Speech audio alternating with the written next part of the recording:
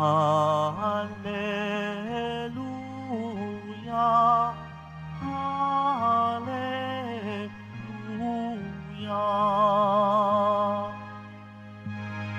Ang tinig ko'y pakikinggan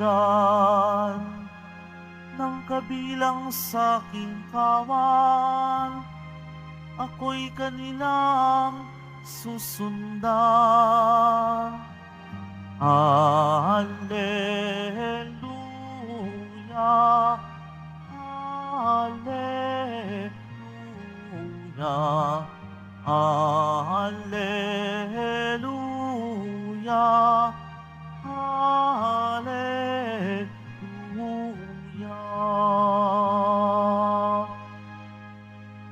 Sumainyo ang Panginoon. At sumaiyo rin. Ang mabuting balita ng Panginoon ayon kay San Juan. Papuri sa iyo, Panginoon. Taglamig na noon, kasalukuyang ipinagdiriwang sa Jerusalem ang pista ng pagtatalaga ng templo. Naglalakad si Jesus sa templo, sa portiko ni Solomon.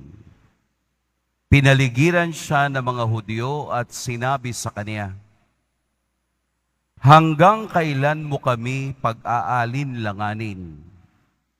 Kung ikaw ang Kristo, sabihin mo na ng tiyakan." Sumagot si Jesus, "Sinabi ko na sa inyo, ngunit ayaw ninyong maniwala. Ang mga ginagawa ko sa ngalan ng aking Ama ay nagpapatotoo tungkol sa akin. Ngunit ayaw ninyong maniwala, sapagkat hindi kayo kabilang sa aking mga tupa. Nakikinig sa akin ang aking mga tupa. Nakikilala ko sila at sumusunod sila sa akin. Binibigyan ko sila ng buhay na walang hanggan at kailanmay di sila mapapahamak. Hindi sila maagaw sa akin ninuman. Ang aking Ama na nagbigay sa kanila sa akin ay lalong dakila sa lahat at hindi sila maagaw ninuman sa aking Ama. Ako at ang Ama ay iisa." Mga kapatid, ang mabuting balita ng Panginoon. Pinupuri ka namin, Panginoong Hesukristo. Magsiupo muna tayong lahat. Magandang umaga po sa lahat. Ang Ebanghelyo ay isang usapan ng mga taong nagpipilit na makilala si Jesus.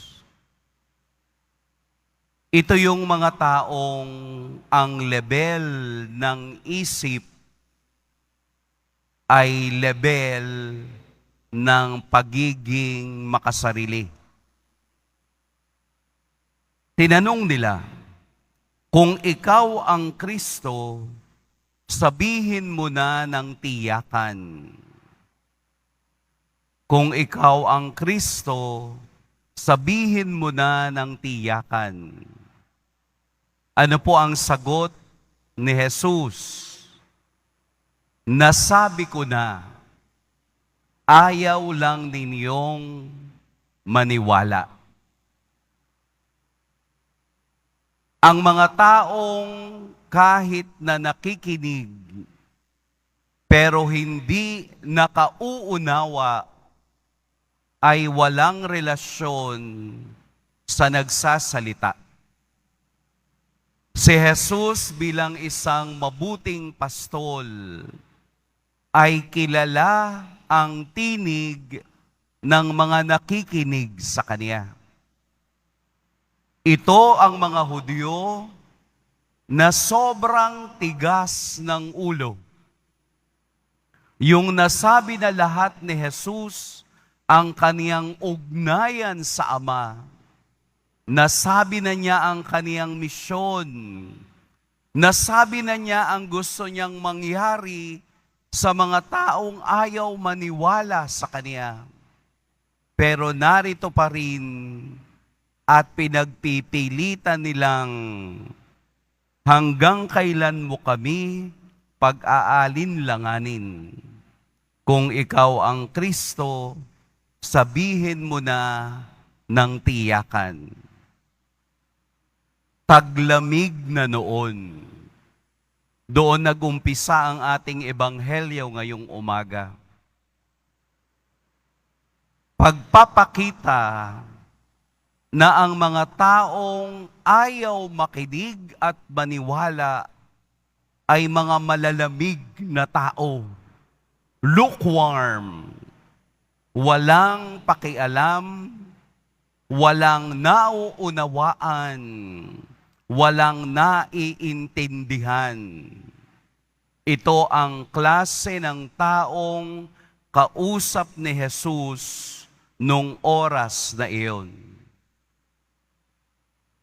Ang mga taong ayaw umunawa at ang mga taong ayaw makinig ay ang mga taong malalamig. Maingay po ang mundo. Napakaingay. Dito nga lang sa lugar natin, kung mahina ang ating sound system, wala tayong maririnig na iba kung hindi yung ingay ng sasakyan. Tingnan ninyo kapag Biyernes, di ba ang ingay? Yung ibang tao, hindi mo alam kung excited bang pumasok sa simbahan o excited mamili. Ang ingay. Ang daming mga preacher ngayon, ang iingay. Yun bang kapag nagpapaliwanag ng mga salita ng Diyos, kailangang nagsisisigaw? Yung bang pagsisigaw, yun ba ang nangangahulugan ng katotohanan? Hindi. Nag-iingay lang. Kung tutuusin, para din tong mga trompa na walang laman. Ang ingay ng mundo, ito ang gusto ng mga tagapakinig noon ni Jesus. Sabihin mo na, diretsahin mo na kung sino ka. Nasabi ko na pero hindi kayo nakikinig at hindi kayo nakauunawa. Ang mga taong hiwalay sa Diyos, ang mga taong walang koneksyon sa Diyos, ang mga taong walang relasyon sa Diyos, kahit anong lengguwahe ang gamitin ng Diyos, kahit kailan, hindi niya mauunawaan. Meron nga pong kasabihan, if you cannot understand your friend's words, you will never understand his silence. Yung ang kaibigan mo, hindi mo maunawaan ang mga sinasabi, di lalong hindi mo maunawaan ang kaniyang pananahimik. Ang lengguwahe ng Diyos ay wala sa ingay. Ang lengguwahe ng Diyos ay nasa katahimikan. Ang lengguwahe ng Diyos ay nasa katahimikan ng puso. At kung tahimik kang nakikipagrelasyon sa Diyos, mauunawaan mo ang kaniyang sinasabi. Mauunawaan mo at maiintindihan mo ang kaniyang tinig sapagkat nakikinig sa kaniya ang kaniyang mga tupa. tayo ay tupa ng Diyos at kilala natin ang tinig ng Diyos na nagsasalita sa atin sa katahimikan, na nagbibigay sa atin ng koneksyon na kahit na sa aking sakit na nararamdaman ay nagsasalita ang Diyos. Huwag tayong gumaya sa mga Hudyong kausap ni Jesus. Most of the time, ganyan po tayo. Ibigay mo na yung hinihingi ko. Ang tagal ko nang nagdarasal. Kailan pa ako magkakaroon ng magandang trabaho? Kailan pa ako makakapag-abroad? Kailan pa ako magkakapera? Kailan pa kami magkakasundo ng aking asawa? Ganon ang ating sinasabi. Puro ingay, pero never kang nakinig.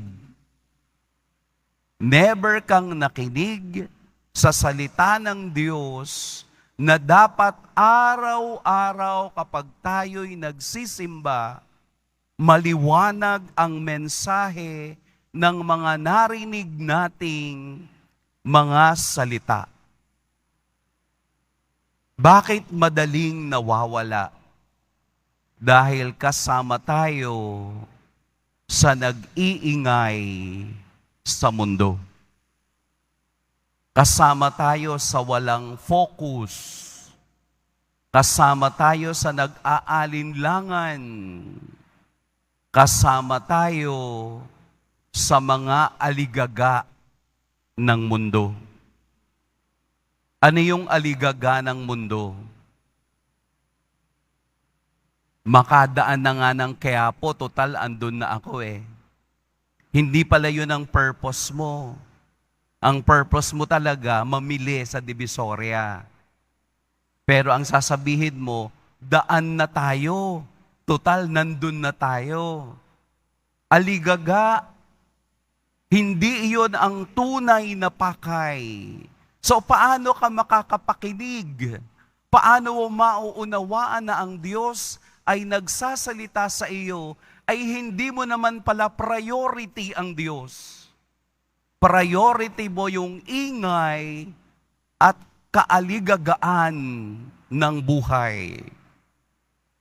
Sinasabi ni Jesus sa Ebanghelyo, nakikilala ko sila at sumusunod sila sa akin.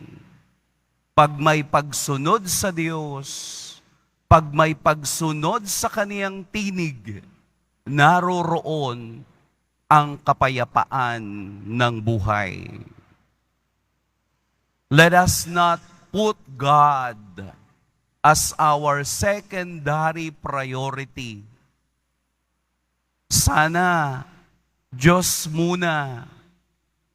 Sana siya muna ang una. Siya muna upang makatiyak tayo sa maayos at mabuting pamumuhay. Kaya umiingay ang pamilya, kaya umiingay ang sarili mo, kaya umiingay ang paligid mo, dahil katulad tayo ng mga kausap ni Jesus na mamamalamig ang nararamdaman. Sobrang lamig, parang patay, wala nang pakiramdam.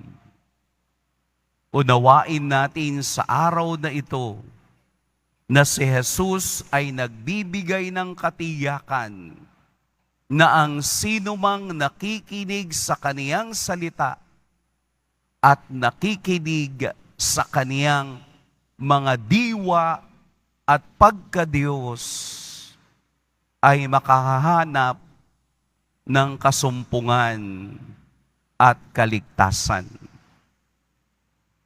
Baka po oras na para tanggalin natin ang maiingay sa ating buhay. Baka oras na natanggalin natin yung mga malalamig na taong walang pakiramdam sa ating mga karanasan. Baka oras naman na makinig tayo sa Diyos at gawin nating priority ang pakikinig sa Kanya.